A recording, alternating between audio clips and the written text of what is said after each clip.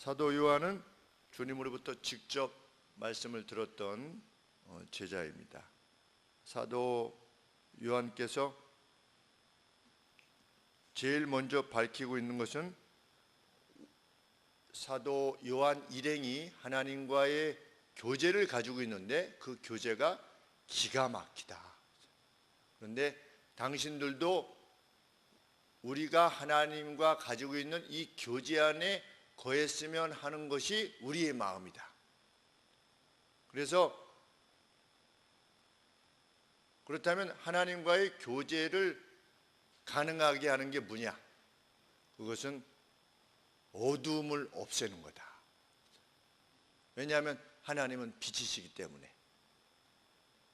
그러면 어두움을 없애야만 하나님과 교제를 행할 수 있는데, 어두움을 없앨 수 있는 방법 두 가지를 말하는 거죠. 하나는 무엇입니까? 어둠을 없앨 수 있는 방법은, 우리에게 어둠이라고 하는 것은 무엇이겠습니까? 죄겠지요. 죄된 삶. 그러면 하나님과의 사귐을 위해서 어두움을 없애야 되는데, 어두움을 없앨 수 있는 첫 번째 방법은 뭐지요? 우리 안에 있는 죄를 없앨 수 있는 방법은 용서를 하나님 앞에 구하는 겁니다. 하나님, 잘못했습니다. 제가 다시는 이러한 죄를 짓지 않겠습니다. 그래서 사도 요한이 9절 말씀, 1장 9절 말씀에 만일 우리가 우리의 죄를 자백하면 저는 신실하시다. 어떤 점에 있어서 죄사함을 하나님 앞에 구하면 반드시 용서해 주시겠다라고 하는 약속을 하셨는데, 그 약속에 신실하신 분이시다. 믿으신 분이시다. 그래서 우리 죄를 사하시며 모든 불의에서 우리를 깨끗게 해 주실 것이다. 그것이 첫 번째 내용입니다. 그러면 하나님과의 사귐을 위해서 어둠을 버리는 두 번째 길은 뭐였습니까? 한 3주 전에 무엇일까요? 그 2장 11절까지 말씀인데,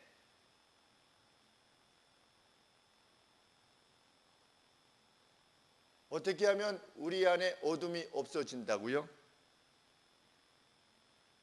2장 3절 말씀을 보시면, 그의 계명을 지키면 우리가 어둠이 아닌 빛의 삶을 살 수 있다. 그러니까 우리 안에 어둠을 몰아내는 방법은 죄 용서를 받고 하나님의 계명을 지키는 것이라는 거지.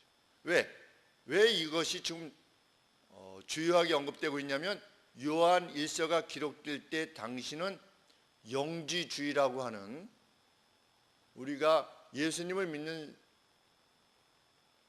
사람이 죄를 짓는다 할지라도 우리의 영혼에 영향을 미치지는 못한다 라고 하는 영지주의적 가르침이 교회 내에 점점 확장되어 가고 있었기 때문입니다. 예수님이 우리 죄를 용서해 주셨는데 우리 영혼은 구원을 얻었다는 거지요.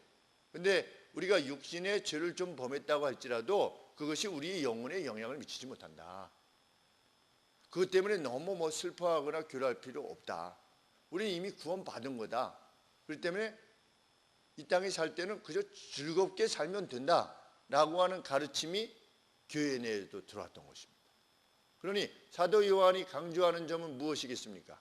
죄 용서함을 받은 다음에 우리가 어떻게 살아야 되느냐 하는 점에 대한 강조점을 내세울 수밖에 없는 것이지요. 그래서 죄 용서함을 받은 사람은 이후로 어떻게 살아야 된다? 계명을 지키면서 살아야 된다. 그것이 어두움을 몰아내는 방법이며 하나님과의 사귐의 길이다. 그런데 그 계명의 첫 번째 요소는 뭐라고 말하는 것입니까? 2장 7절 말씀 이하에 내가 너희에게 계명을 준다. 이 계명은 뭡니까?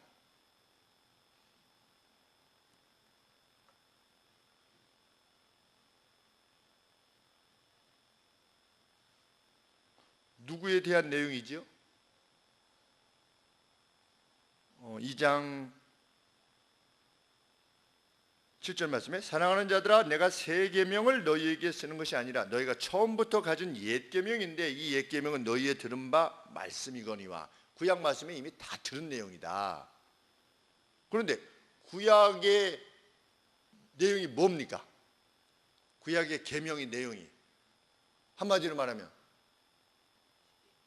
십계명이죠. 이제 크게 구입하면 십계명인데 그 십계명을 하나로 만들면 뭡니까? 십계명을 축약해 가지고 하나의 명령으로 만들면 뭐지요?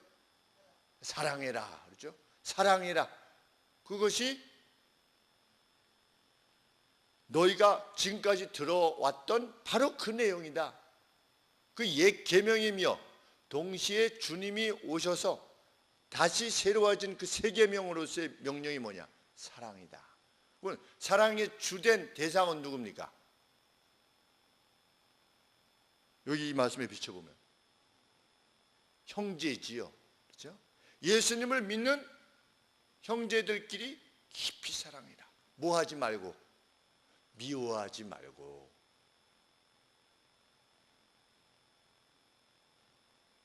그것이 어두움을 벗어나는 길이다. 형제와 형제가, 자매와 자매가 사랑하는 것, 사랑하기 위해서 몸부림치는 것, 사랑을 위해서 자기를 부정하는 것, 자기의 기분을 부정하고 자기가 좋아하는 것을 부정하는, 거기 자리에 이르기까지 하는 것, 그것이 어둠을 벗어나는 길이다. 이렇게 말씀하신 것입니다.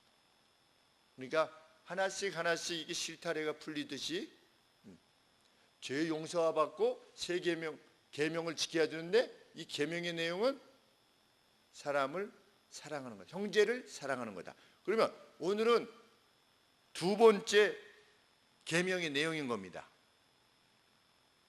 두 번째 계명의 내용을 한마디로 말하면 뭐라고 하겠습니까? 뭐 해라?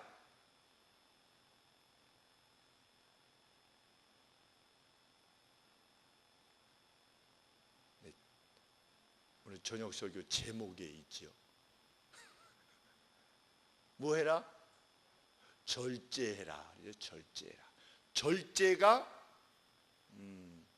하나님의 계명의 사랑, 절제, 이렇게 지금 소개하고 있는 것입니다. 사도 요한이.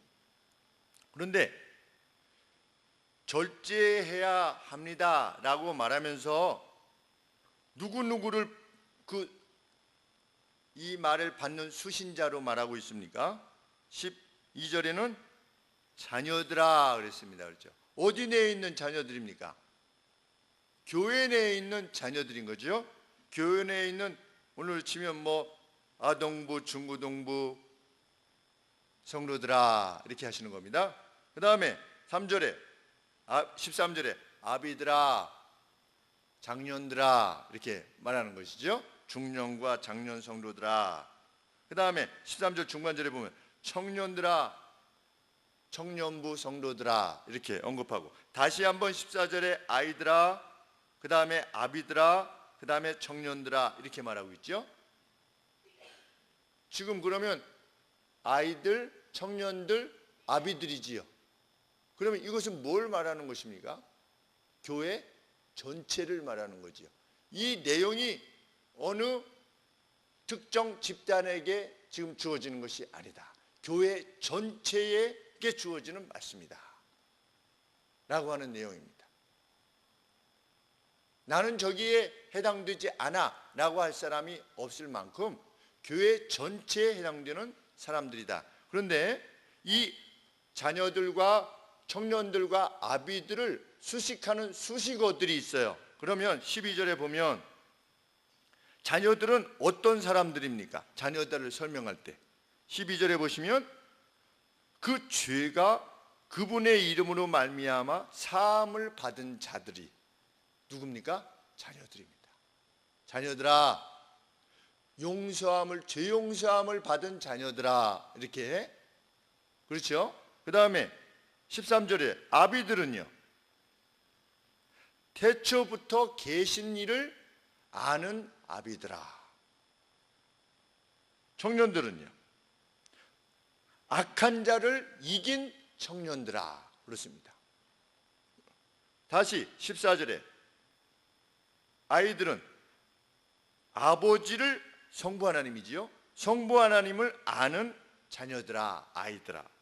아비들은 태초부터 계신 이를 아는 아비들아. 청년들은 강하고 하나님의 말씀이 그 속에 거하시고 흉악한 자를 이긴 청년들아, 이렇게 언급되고 있는 겁니다. 그러면 아동들과 청년들과 아비들, 장년들을 논할 때 이 각각이 논하는 그 수식어 내용들을 보면 왜 이 점을 사도 요한이 강조하고 있는 것인가? 이미 어떤 이들로 사도 바울은 말하고 있는 겁니까? 이미 깊이 하나님의 뜻을 알고 하나님에 의해서 구속을 받았고 이미 하나님의 자녀들인 여러분들이여, 이렇게 지금 권하고 있는 것입니다. 당신들 이렇게 안 하면, 예수님 이름으로 구원받았지만 이렇게 안 하면 그냥 끝장이야, 그래서 소용없어, 이렇게 말하려는 게 아니고, 싸움에서 이미 이긴 여러분들이여 그렇기에 이렇게 살 것을 권하는 겁니다.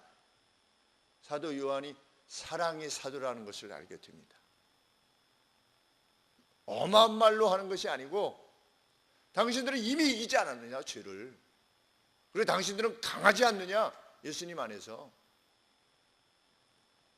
당신들은 하나님이 누구신지 알며 그분을 아버지로 섬기고 있는 이들이 아니겠습니까?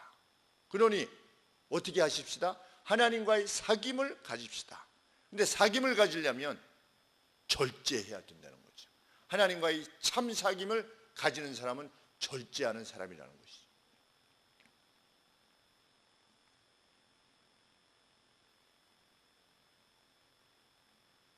그러면 절제란 무엇입니까? 15절 말씀에 이 세상이나 혹은 이 세상 안에 있는 것들을 사랑하지 않는 것, 그것이 절제입니다. 세상과 세상 안에 있는 것을 사랑하지 않는 것, 그것이 절제.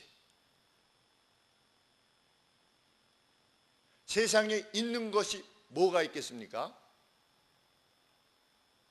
이 세상과 세상 안에 있는 것을 사랑하지 않는 거래요. 그러면 무엇을 사랑하지 않는 겁니까? 현재 있는 것을 사랑하지 않는 거예요. 현재 우리 눈에 보이는 것을 사랑하지 않는 겁니다. 더 사랑하는 것이 있는 것이 그게 절제입니다. 더 사랑하는 것이 있는 것, 더 사랑하는 것이 있기 때문에 그것 때문에 행동하는 것, 그것이 절제입니다. 세상 안에 뭐가 있습니까? 돈이 있습니다. 그렇죠? 세상 안에 있는 것 중에 또 뭐가 있습니까? 지위가 있습니다. 세상 안에 있는 거 뭐가 있습니까? 건강이 있습니다. 다 세상 안에 있는 거죠. 세상 안에 명예가 있고. 그런데 이런 것들을 사랑하지 않는 것, 그게 절제다. 그러니까 절제의 개념이 정말 큰 것이지.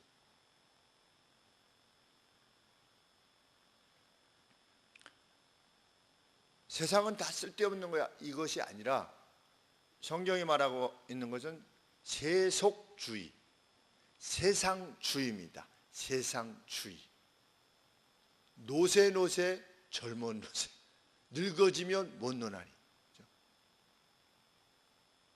여기가 전부라고 생각하는 그 생각 때문에 행하는 모든 것은 절제 외의 것일 수밖에 없는 것이죠. 그러므로 이것은 어떤 특별한 쾌락을 말하기보다 우리가 특별한 쾌락을 행하지 말고 절제합시다 이런 차원이 아니라 우리의 시선이 여기 있는 것에 쏠린다면 그것이 우리 행동의 제1원인이라면 그것은 세상주의라는 거죠. 우리의 행동과 결정이 영원한 세상과 관계되지 않은 채로 이루어지는 모든 것들을 세상주의라 이렇게 말할 수밖에 없을 것입니다.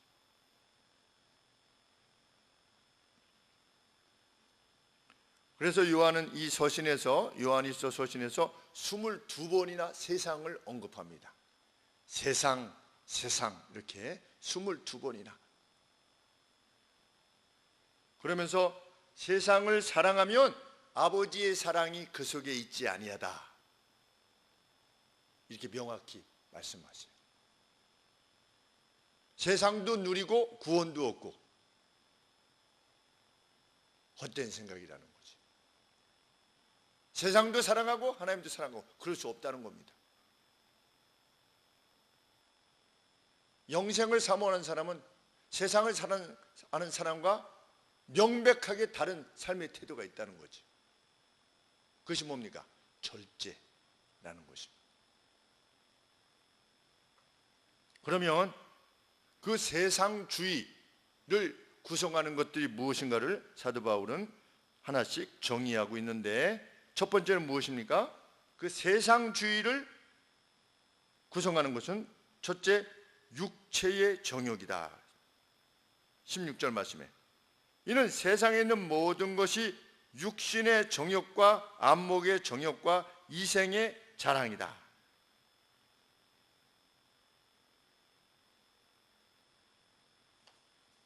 그러면 제일 처음에 언급되는 것이 육체의 정욕입니다. 정욕 그러면 뭐 좀 나쁘게 이렇게 표현되어지는 것처럼 느껴지지만 그냥 육신이 원하는 바입니다. 육신이 원하는 바.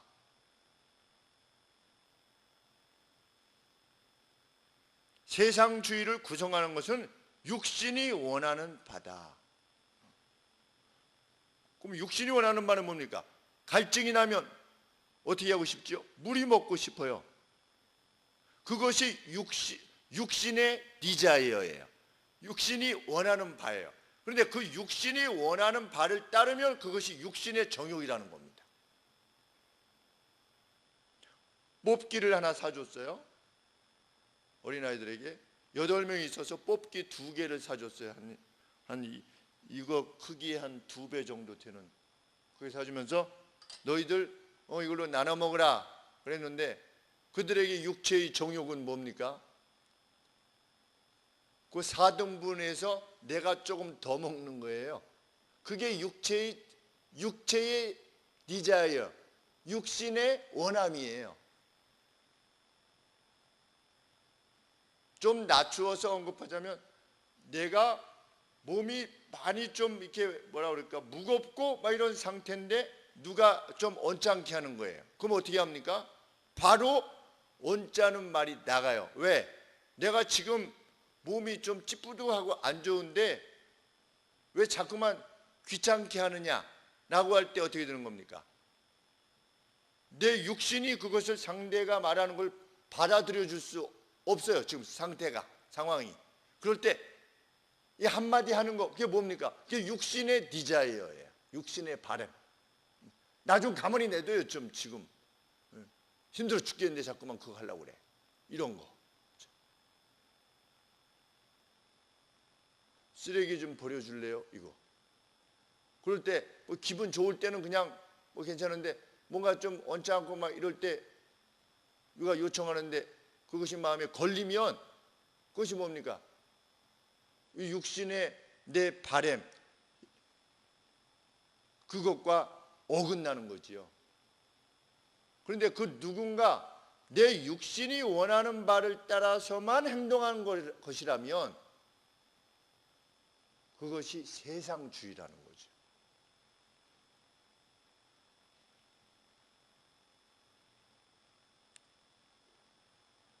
교회에서 밥을 가져갔어요. 남아서 이제 밥을 가져갔는데 이제 상하면 안 되니까 밖에 추우니까 밖에다 놔뒀다가 집사람이 그 계란국이 또 많이 남아가지고 계란국도 이제 가져갔어요 집에. 가지고 밖에다가 놔뒀다가 계란국을 뜨겁게 끓여가지고 이 밖에 있던 그 이제 그 밥이 얼었다가 녹았다가 얼었다가 녹았다 이래가지고서 이게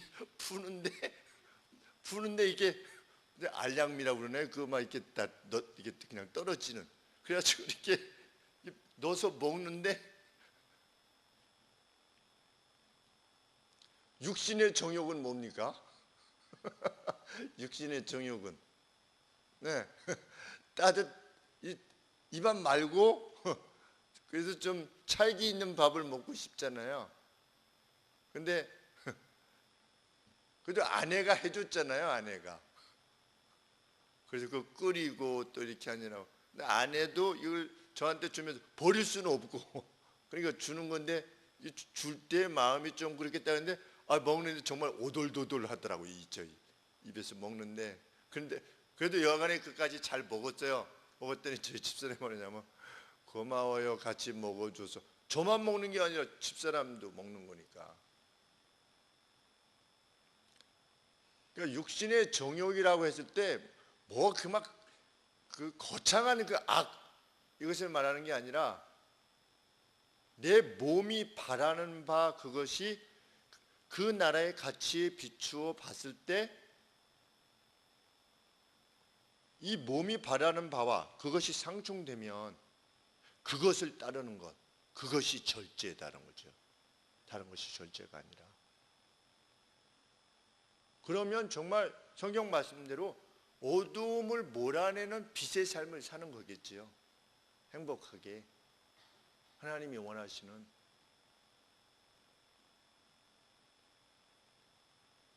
그런데 육신의 욕심을 따라 사는 것은 뭡니까? 그렇다면 반대적으로 몸에 나쁘다는데 먹으면 얼떨떨하니 기분이 잠시 좋아지는 거예요. 그러니까 먹는 겁니다. 왜? 육신의 디자이어 때문에. 몸이 이걸 먹으면 얼떨떨하니 좀 기분도 좋아지는 것 같고 이러니까 사람들이 먹어요. 그러면 얼떨떨보다 더 강한 것을 사람들이 원하는 겁니다. 그게 뭡니까? 그게 마약입니다.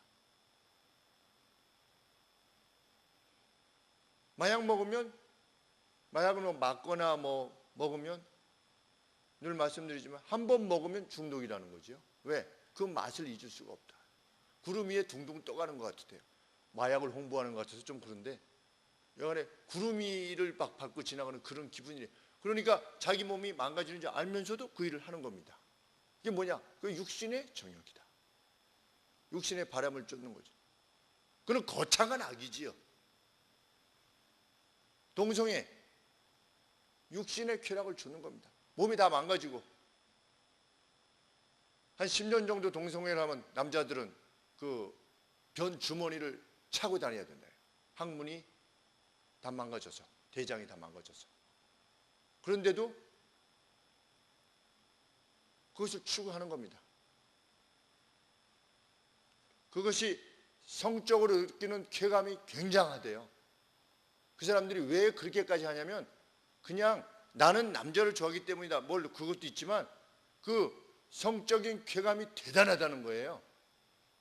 그러니까 자기 몸이 망가지는 줄 알면서도 그 일을 하는 거예요. 내가 내 걸 가지고 내 마음대로 하는데 왜 당신들이 문제냐는 겁니다. 그게 뭡니까? 육체의 정욕을 쫓는 겁니다.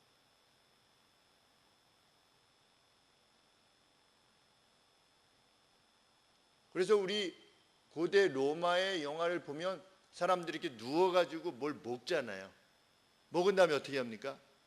다시 손가락을 넣어서 개워내잖아요. 새로운 맛을 계속 느끼려고. 먹고 개워내서 버리고 다시 다른 맛있는 거 먹고 또 개원해서 버리고. 그것이 로마 시대의 상류층의 사람들의 모습이었다.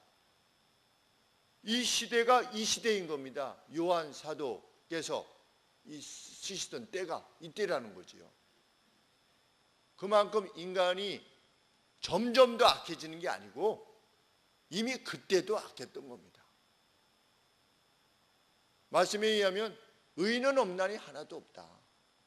하늘에서 이렇게 의인이 있는가 싶어가지고 이렇게 내려다 보셨는데 시편 말씀에 보면 없다는 거지.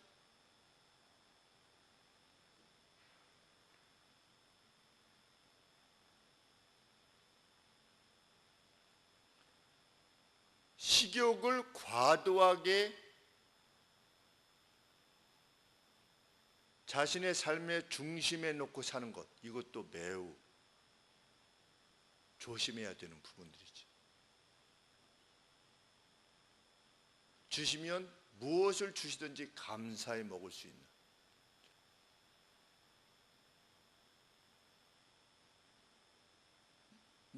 맛있는 음식을 먹는다는 것 자체가 문제가 아니라 그것을 위해서 그 어떤 다른 선한 가치들이 희생된다면 그것은 육신을 즐기는 것이다.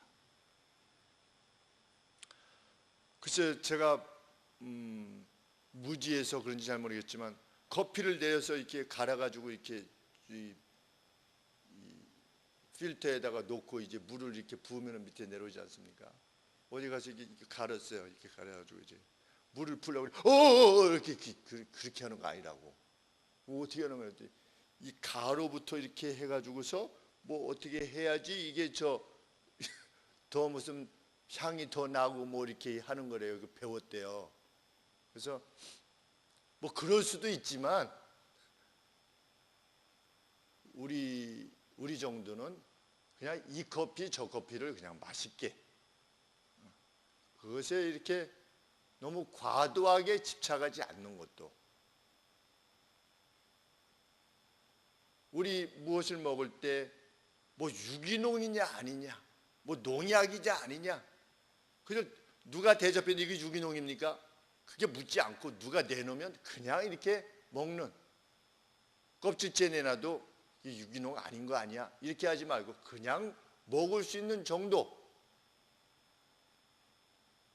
육신의 정욕이라고 하는 것, 한이 없지요. 끝이 없습니다. 한번 그것을 추구하기 시작하면 끝이 없는 것이다.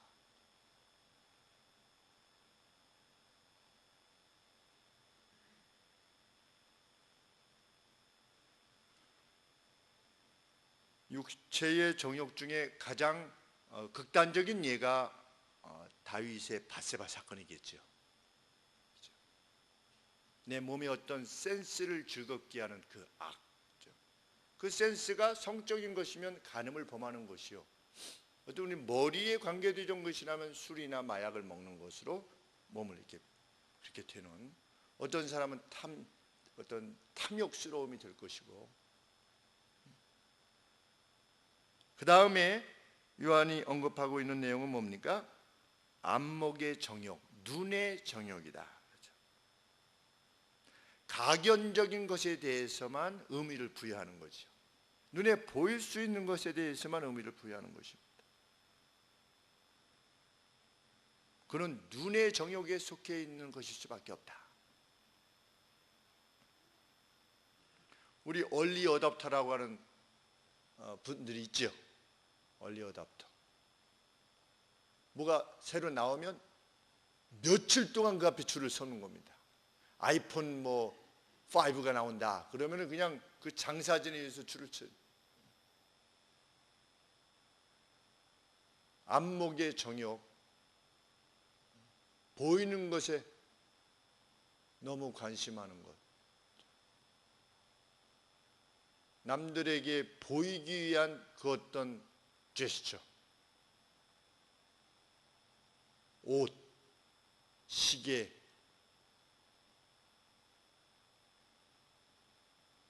차, 이런 것들이 용도가 아니라 과실을 위한 그 어떤 것이라면, 집하고 직장에 가는데 한 10분밖에 안 걸리는데 세계에서 몇 대 되지 않는 차를 산다. 그건 분명히 과시지요. 우리는 그렇게 살지 않는 거지요. 빛 가운데 살려고 하는 사람은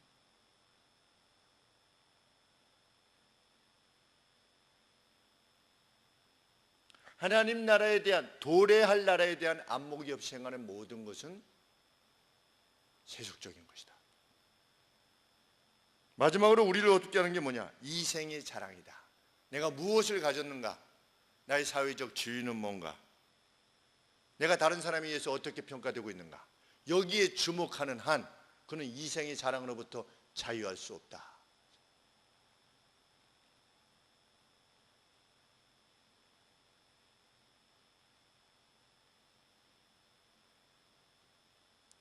자랑 못지않게 세속적인 것은 열등감입니다. 열등감과 자랑은 일치하는 겁니다. 그렇죠? 네. 굳이 설명을 듣지 않아도 그러합니다. 그렇기 때문에 열등감을 지녔던 사람이 무엇인가 가지게 되면 교만하게 되는 거죠. 그리고 교만했던 사람이 무엇인가를 상실하게 되면 열등감에 빠지게 됩니다. 그래서 훅 올라갔던 사람이 이 급강하면은 자기 생명을 버리지 않습니까?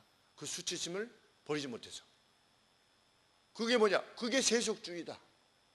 가견적인 것에 마음을 두는 거지요. 이생의 자랑으로 살려고 하는 겁니다.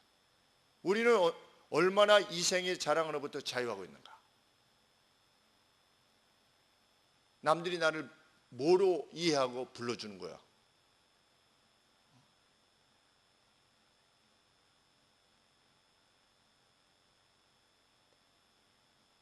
우리는 그 포니보다 더 작았던 차가 뭐죠?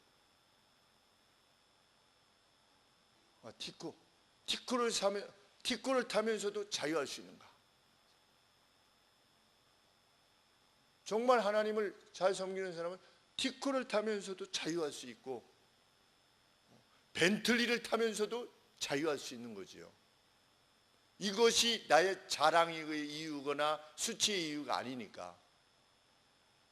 전에 합동신학 대학원 다닐 때 외국에서 아주 유명한 교수님이 오셨습니다. 오셨는데 여기를 떼워서 입고 오셨더라고요. 양복인데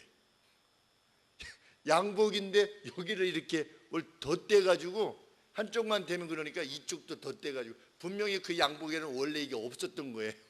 기지상. 그런데 여기를 떼워서 오셨어요.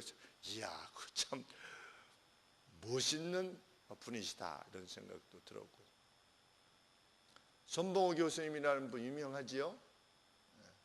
가끔 서울대 사회학과 교수로 그분도 오셔서 강의를 한번 하셨는데 그분도 덜덜거리는 포니를 타고 오셨더라고요. 그때 옷도 그저 뭐 그냥 몇 년을 입으셨는지는 모르겠지만 여하간에 이 스타일로 봐서 패션이 한 적어도 15년 내지 20년 전 패션의 옷을 입고 오셨어요. 그런 점에 있어서는 저는 그 의사인 작은용을 좋아해요. 워낙 안 입어서 어머니께서 너무 구질구질하다고 해가지고 이렇게 옷을 입히려고 하시긴 하시지만 그냥 완전 무슨 나팔 바지, 여기 넓은 바지 있지 않습니까? 옛날 스타일한. 그래서 왜 그런가에 대해서 제가 들은 바로는 서울대학 다닐 때에 서울대 사회학과 다니는, 제가 기억으로는 사회학과 다니는 친구 집에 놀러 갔는데 그냥 단칸방이더래요. 방 하나밖에 없더래요. 그 집이 너무 가난해서. 근데 그 집에서 7명인가 잠을 자야 됐대요. 조그만 있는 단칸방인데. 그래서 7명이 다 한꺼번에 누워서 잘 수가 없어서 벽에다가 발을 이렇게 대고 자야만 되는 공간에서 사는 모습을 보고 형이 충격을 받은 거죠. 아, 세상에는 이렇게 사시는 분들도 있구나. 이렇게 가난하게. 그러니까 뭐 단지 그 동기뿐만 아니라 다른 사람들 가운데서도 그런 사람들이 있었나 봐요. 그러니까 자신이 그것이 꼭 반드시 좋다마는 라고 말할 수 있는 것까지는 모르겠지만 여간에 내가 그 어떤 새 옷을 입고 좋은 옷을 입고 만약에 갈 때 그들이 혹시라도 받게 되는 어떤 상처, 아픔들, 그런 것들을 마음에 두었느라고 형이 대학교 다닐 때인지 저한테 얘기했었던 것 같습니다. 제가 고등학교 때.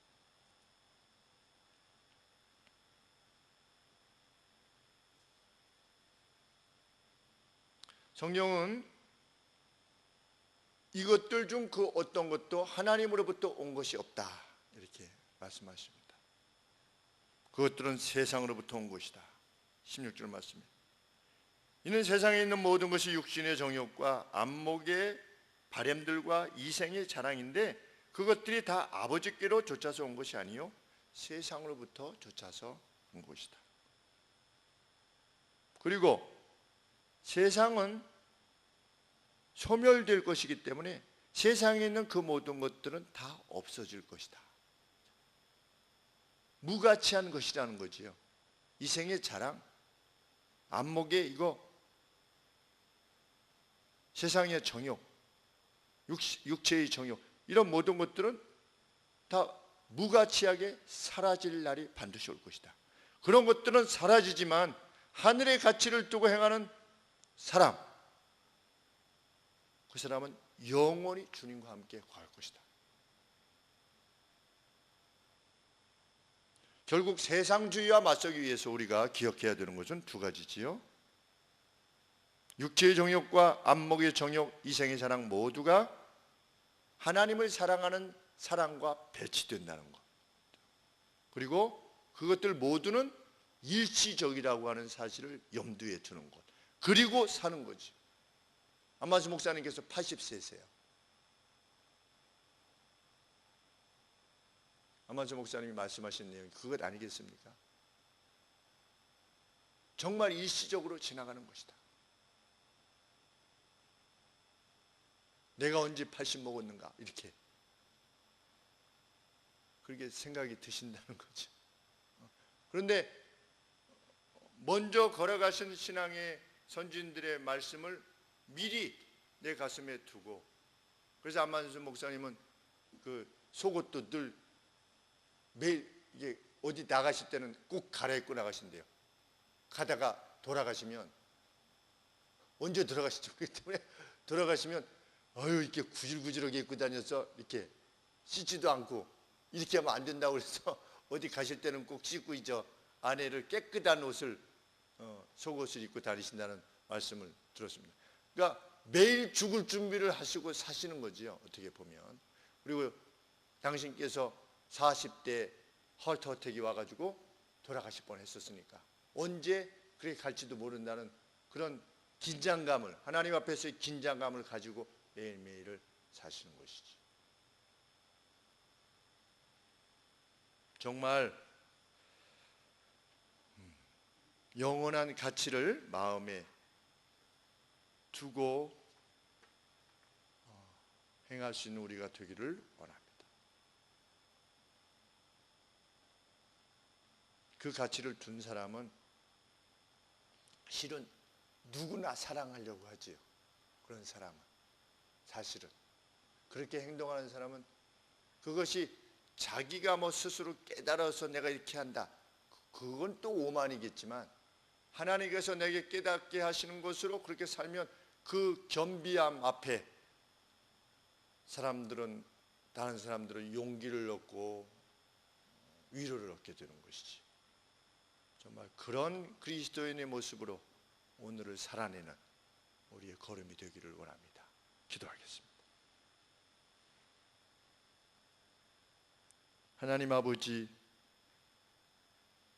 이미 구원해 주신 우리가 우리의 격에 맞는 그 삶을 살 수 있도록 아버지 늘 일깨워 주시고, 자꾸만 어둠의 길을 가려고 하는 마음이 들 때마다 성령께서 오셔서 우리에게 은혜를 드러내 주시옵시고 우리로 하여금 빛된 쪽으로 갈 수 있도록 도와주시기를 간절히 원하옵나이다. 우리 혼자로서는 결코 행할 수 없사오니 성령의 이끄심대로 등불로 먼저 보여주신 그 길로 향하여 나가는 그 인생길이 될 수 있도록 하나님 붙잡아 주시옵소서. 그것으로 얻게 되는 참된 영예, 그것만이 우리의 것이 되게 하여 주시옵소서. 예수 그리스도의 이름으로 기도합나이다. 아멘.